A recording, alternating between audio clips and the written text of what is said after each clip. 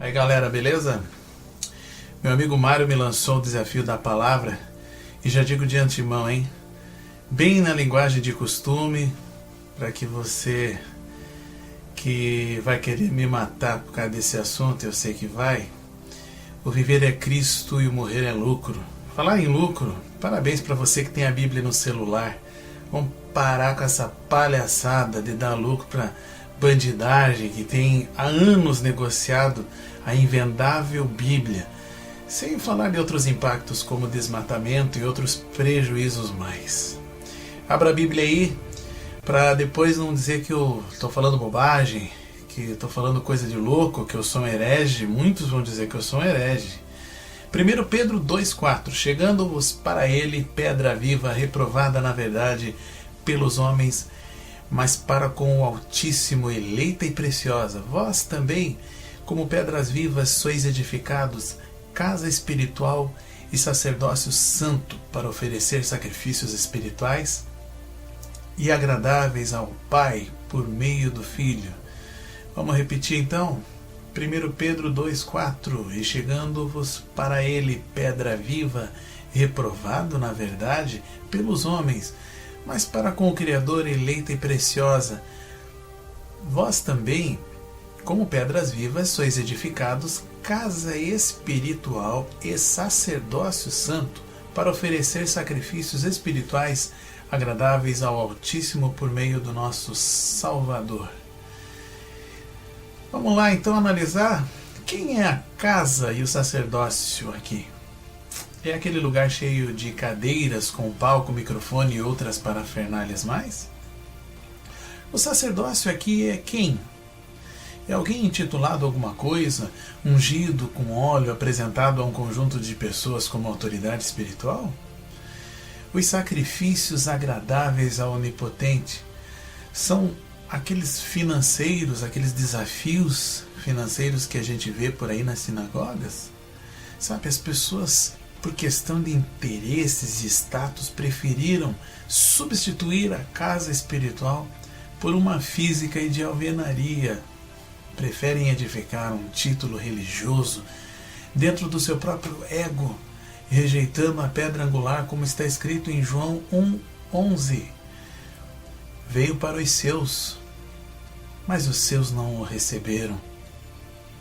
Olha, eu vou logo abrindo aqui um parênteses. Eu tenho alguns amigos inteligentes, uns caras bacanas, gente boa, que infelizmente foram lambuzados com aquele azeite de cozinha e apresentados a um povo como aquele título que só o Messias detém, como está escrito no salmo mais conhecido do mundo, o Salmo 23. Sabe por que vocês acreditam que até hoje vocês são autoridades na vida de alguém? É porque vocês não apenas almejaram essa posição entre o povo, mas o desejo a esse título se tornou a verdadeira idolatria. E quem idolatra qualquer coisa, você sabe, torna-se um cego, um enganado e um enganador. Assim como as raízes da idolatria que está escrito lá em Salmos 115, do versículo 4 ao 8. Olha, vir aqui falar algo bonitinho naquela linguagem viciosa que até um papagaio fala, é se mostrar alienado ao cativeiro da religião. Mas pôr a vida em risco, como fez o apóstolo Estevão, naquele intrigante discurso, não apenas pautado em bases da Escritura, mas inspirado pelo Espírito Santo, isso não é para qualquer um. E é sobre isso que eu vou falar. Estevão sabia que estava denunciando a máfia mais lucrativa do mundo quando falou sobre as suas diretrizes, as suas bases, que são os reprováveis templos feitos por mãos humanas. Além de Estevão, o apóstolo Paulo também falou numa ocasião, num breve discurso aos atenienses sobre o templo, ali em Atos 17, 24. O Deus que fez o mundo e tudo que nele há, sendo o Senhor do céu e da terra, não habita em templos feitos por mãos de homens, nem tampouco é servido por mãos de homens, como se precisasse, se necessitando de alguma coisa, pois Ele mesmo é quem dá a todos a vida, a respiração e todas as coisas. Sabe, a raiz desse maldito sistema está escrito ali em 2 Samuel 7,12. Abra a Bíblia ali. Pela boca do profeta, o Criador disse na cara do rei Davi o seguinte: quando os teus dias forem completos, rei Davi, e vieres a dormir com os teus pais, então farei levantar depois de ti um dentre a tua descendência, o qual sairá das tuas entranhas, e estabelecerei o seu reino. Este edificará uma casa ao meu nome, e confirmarei o seu trono, o trono do seu reino para sempre. Seria esse cara Salomão?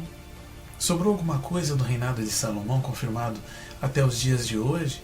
Alguma linhagem, como diz essa passagem? Bom, já no versículo 19, Davi reconhece muito a contragosto que trata-se de uma promessa para tempos distantes. Vamos ler comigo? Vamos lá então, versículo 19.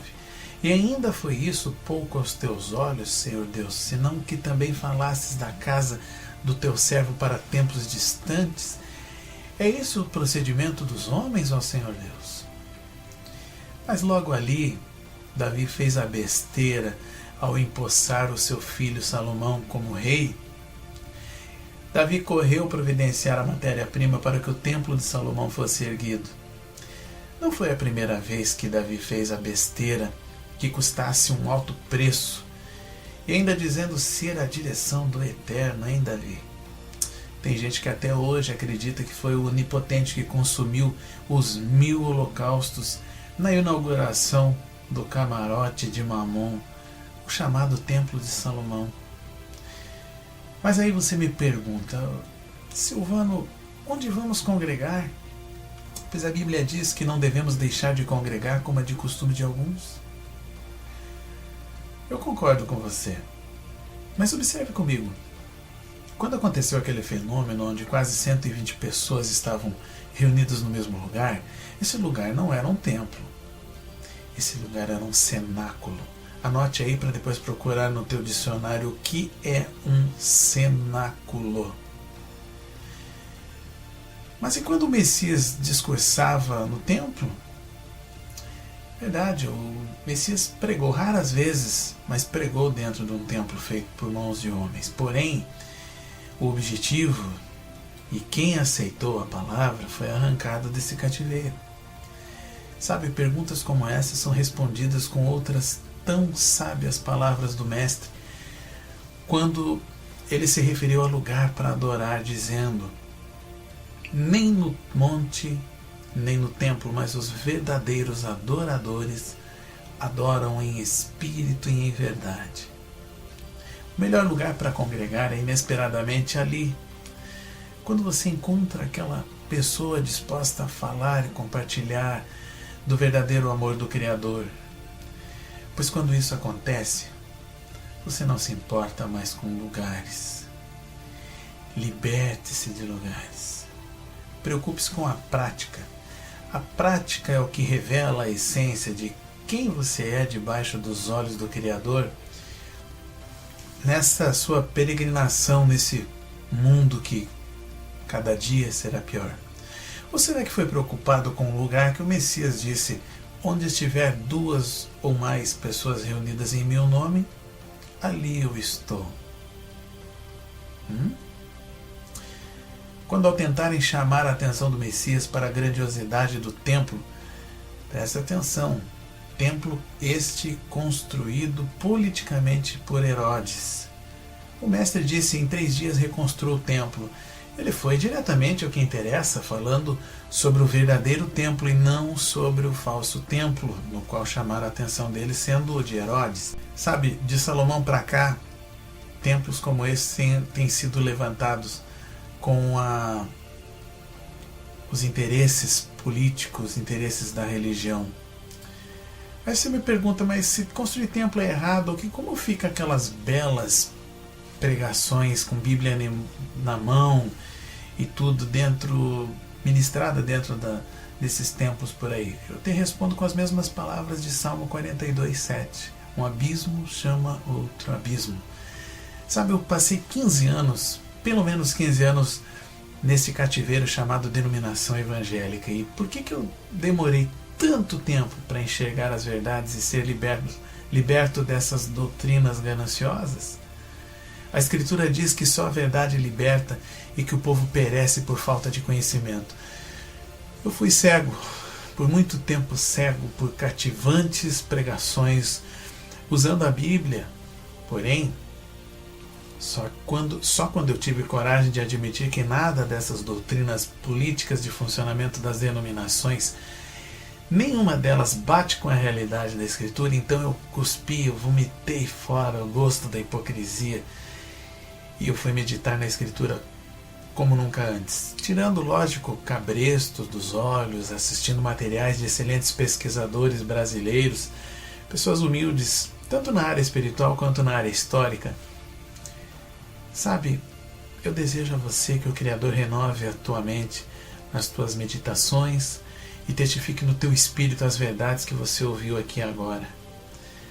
Claro, se você der liberdade para isso. Segue abaixo o nome das pessoas que eu desafio a partilhar do conhecimento verdadeiro, conhecimento que edifica as pessoas.